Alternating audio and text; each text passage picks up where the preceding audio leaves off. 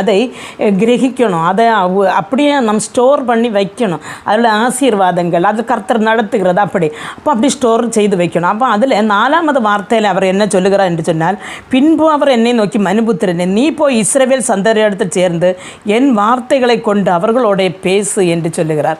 அப்போ முதல்ல அவர் சொன்னது என்ன, அந்த சுருளை புசித்து வயரை நிரப்பிட்டு பின்பு இஸ்ரவேல் புத்திரர்களோட போய் நீ அதை பேசு அப்படின்னு.